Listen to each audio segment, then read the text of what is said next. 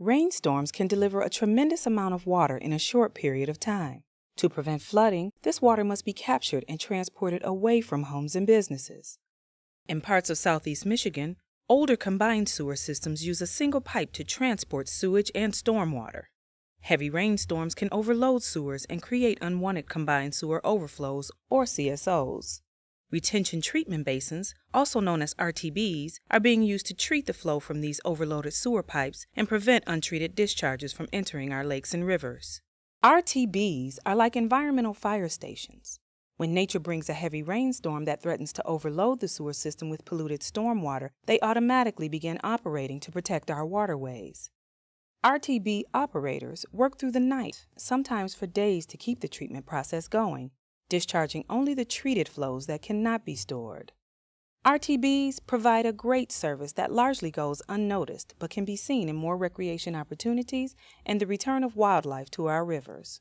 The Detroit Water and Sewerage Department, along with Macomb, Oakland, and Wayne counties, have more than a dozen RTBs that operate during rain.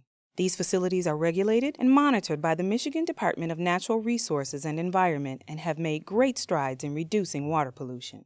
In 2009, RTBs treated more than 7 billion gallons of combined sewage that previously would have been discharged into our waterways without treatment. We really rely on the radar to adjust our strategies to fight these storms. And you can actually see those storms on the radar. NOAA has a very good website. We can go and take a look at these storms before they happen.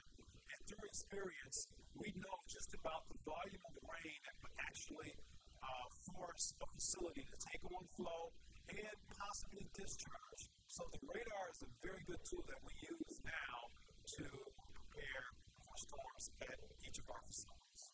The larger storms are the most complicated storms that the operators have to manage. Those storms are demanding the operators to really utilize their skills with disinfecting the treated overflow. The overflow from those storms are captured, treated, and then returned to the receiving stream. Approximately a half inch of rain would be a trigger for us to mobilize, activate, and come in. Depending on the ground conditions, though, if it's wintertime, the ground is frozen, so you've got a foot of snow on the ground, half inch of rain means a lot more then than it would be, say, in August, if the ground can basically absorb all the rain that falls. And intensity of the storm and the time it takes to fall are all factors also. When we start to get wet weather, we become more engaged in that process of monitoring processes, and we might make phone calls to operators to put them on a little status of high alert, and we'll see drain levels coming up. And at that point in time, if water starts to come into our collection system at a higher rate and then ultimately into our retention treatment basins, then we can elect at that time, depending on what we see behind the first wave of the storm, whether we start the treatment processes or not, or if we're going to have confident that we're going to have a complete capture without discharge. As the event unfolds in this particular basin, all these 16 screens will start to turn on, so we will have to make sure that they don't blind, keep them going. As the event continues, the disinfection system will then kick on. So we have to monitor those pumps. We are also monitoring the sewer elevations on the flow coming into the basin, and we're pumping out of the basin at the same time as long as the sewers can handle the flow. When it gets to the point where the disinfection system turns on, now we're doing total residual chlorine sampling to let us know if the disinfection system is working properly, if we're getting the proper dosage, and we make adjustments during the event. During the process, we sample the chlorine, total residual chlorine. That's the chlorine left after the demand has been made, so that we try to limit how much chlorine is actually discharged to the river. Wastewater that comes in is combined with large amounts of stormwater, and so it comes in, before it comes into the facility, it's called a combined sewer overflow, but when it comes into the facility, it becomes a retention treatment basin at that point. And so our discharge is actually clean water, retention treatment basin flow that meets all the water quality standards and our permit limitations. So that's the biggest misconception, is that we're just putting water into the receiving stream that hasn't had any work done with it.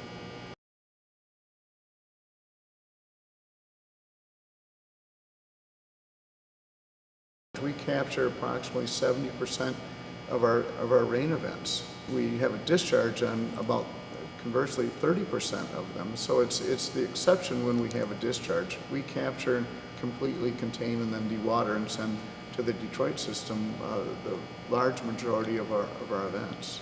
Well, I would say about 60% of the storms we're able to capture here in the facility and avoid discharges. And that's through working and coordinating our efforts with our systems controls.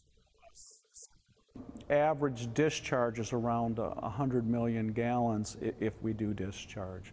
But most of the time, like in 2009, we had 33 events and only 8 of them went to the river. So we retained 25 events.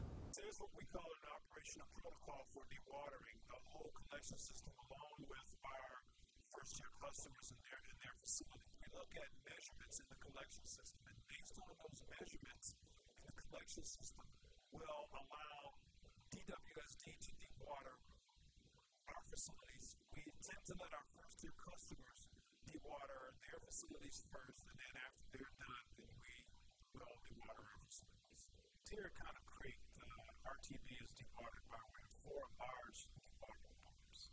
Those dewatering pumps pump the retained volume from the storm to the collection system, ultimately winding up at the wastewater treatment plant for further treatment. The most difficult storm that I have ever had to treat was September 13th through 15th of 2008, when we had 5 inches of rain come through the area, and we discharged for over 23 hours off and on for 3 days. We met our permit, but it was a very long event. We went through 268,000 gallons of chlorine in the 3-day period. Last week, we came within 1 inch of discharging at Chapton, but we knew, based on what we saw with the weather, that we were going to be able to capture that. And SCADA allowed us to do that, to bring our levels up to maximum storage. We were confident that we were going to be able to do that, and we did. The biggest public misconception about retention treatment basins is that we are discharging untreated combined sewage to the rivers and streams. These discharges are permitted and they are treated. And we have a permit with the state that keeps us within strict parameters of what our effluent can be. We like to look at the role that the operators play in managing these storms as environmental firemen, I like to call the guys, because there's a lot of coordination and effort with fighting these storms. They can happen very quickly. They can appear out of nowhere, and they always seem to happen at unopportune times, like 2 in the morning or on Christmas or Sunday while you're in church. So there's a really big effort that the operators take to manage these storms. Communities in Southeast Michigan have invested millions of dollars in RTBs that capture and treat combined sewer overflows. Thank you to the operators who skillfully manage the RTB treatment process during storms to protect our waterways.